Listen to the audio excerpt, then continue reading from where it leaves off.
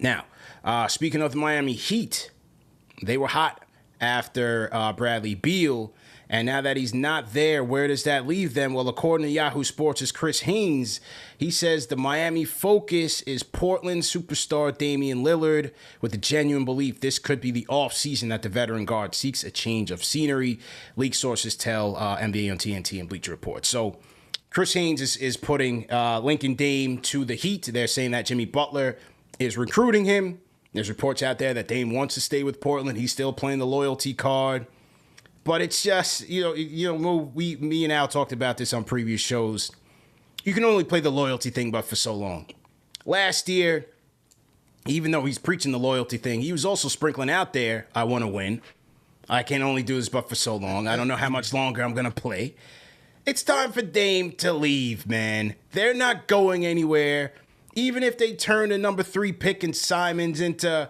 You want to go get Ingram, you want to go get Zion, you want to go get Zach LaVine. They're not going to be able to compete. They need a lot of things over there in Portland, man. It's not just going to be one. They're not just one player away from contending and toppling the Denver Nuggets. I think it's time for him to go. I think Miami's the best bet. Jimmy needs help. He can only take that team up for so far. I loved how Bam played in this playoffs. I loved how he played even in the finals, even though Jokic was dominant. Bam just being out there, showing his versatility, showing his passing ability, his defense. He was great, but they need that next guy. A 3-level scorer, a guy like Dame that can get downhill. To me, you get him in there, depending on who you lose now. I think that's the perfect fit for the Heat to maintain their status and really be a legit contender next year, and not just a team that got hot at the right time. I think they need Dame to take them over the top. The loyalty thing is funny to me. Now, I'm not saying this is about Dame. We were just talking about Bradley Beal. Bradley Beal was there saying, I'm loyal. I love Washington. I want to be like Dirk was with Dallas. I want to be here my whole career. The loyalty thing, AKA the team that drafts you can pay you more money on every contract than any other team in the NBA. That's the loyalty thing for me. Is Bradley Beal really loyal to Washington if he's going to then force his way out once he's collected his Supermax? So credit to Dame for sticking with the bit all the way through.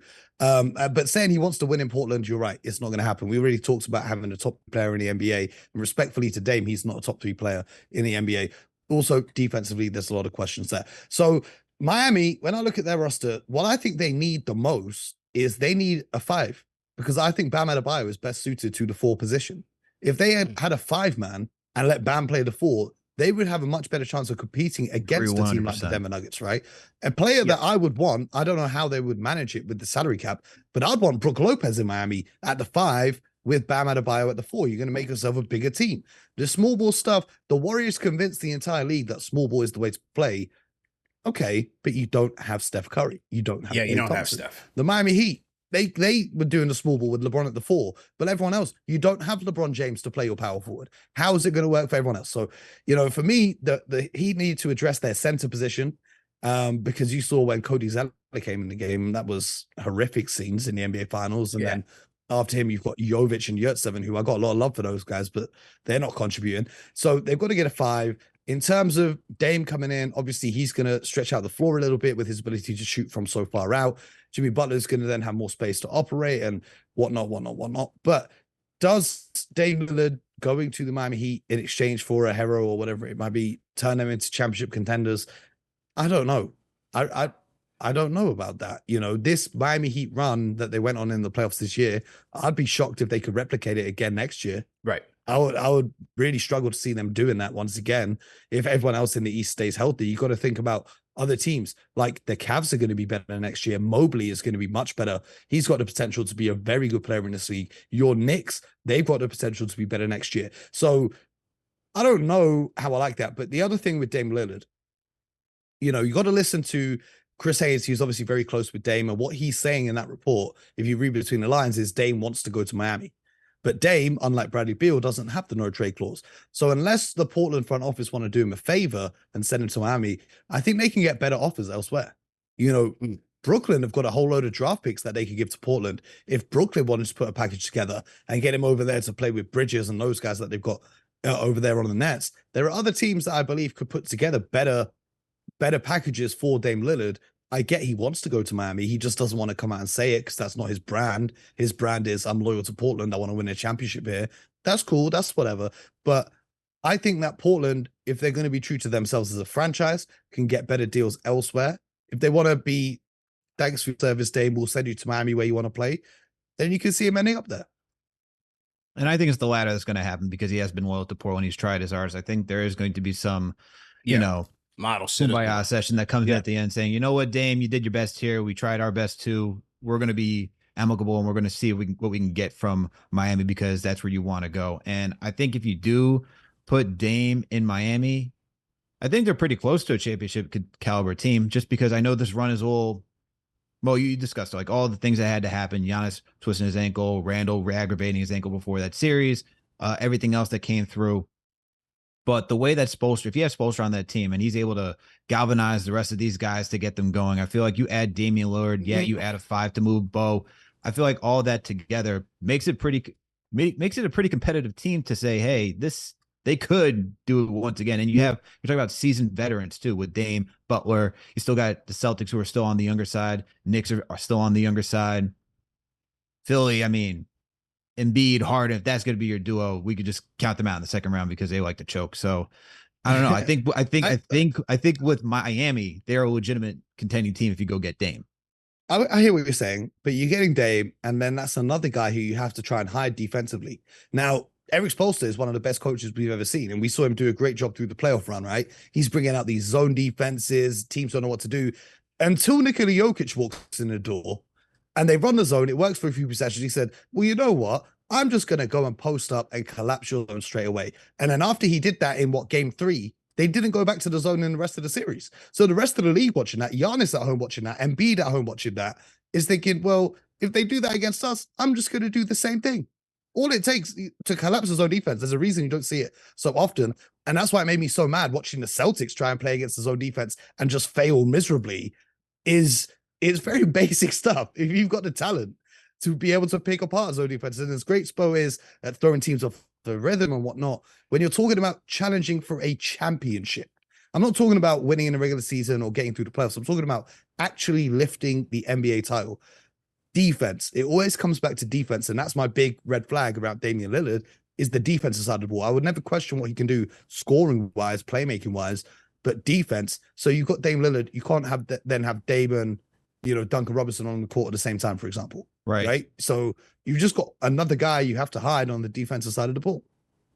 Yeah, but that's what we've seen throughout Miami too, right? They always had multiple defenders out there to hide someone like Duncan Robinson. I think if you have Dame out there, you're going to have Jimmy, you're going to have Bam. If you upgrade that center position, Brook wants to go get paid this year. If Miami is willing to go over the cap and go get somebody like Brook, that's a nice defensive guy that you have that can stretch the floor as well. The question is, who do you put at that 2 position? And I think you're going to have somebody like maybe a Gabe Vincent, maybe you have them as like interchangeable. You're still going to have Caleb Martin out there too. Yeah. Maybe you slide him up there to be that starting 2 guard as well.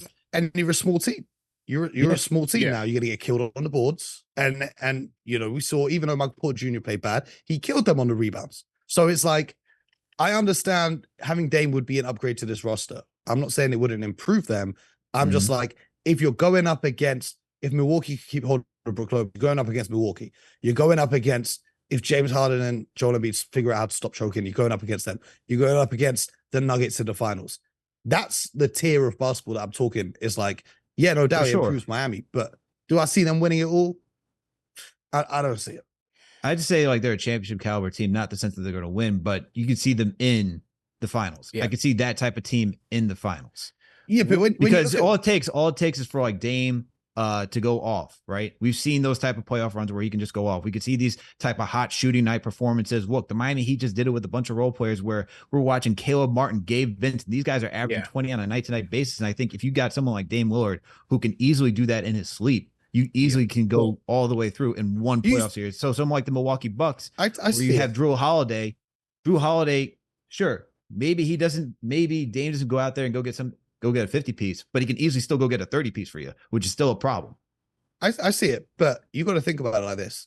Although the Heat made it to the finals, they were also 3 minutes away from missing the playoffs entirely, right? For sure. Everyone has the jokes like, if DeMar let his daughter come to the game instead of go to school and she made them miss a free throw, they wouldn't even be in the playoffs at all, right? So my thing is this: when you have a player who's a point guard or a scoring guard, whatever you want to call him, who's a liability defensively, like Steph Curry earlier in his career was a bad defender. You had Klay Thompson, who took on the toughest defensive assignments that night, right? Anytime you have a great scoring guard, you have to have a second guard alongside them who is a lockdown defender that can take on the assignments, because you got to think about in the league, there are so many high-powered guards in the NBA that you're going to need someone to be able to get you some stops, or at least prevent penetration from the perimeter from the other team's ball handlers. It's great having Bam and Brook Lopez back there. What happens on nights when they get into foul trouble?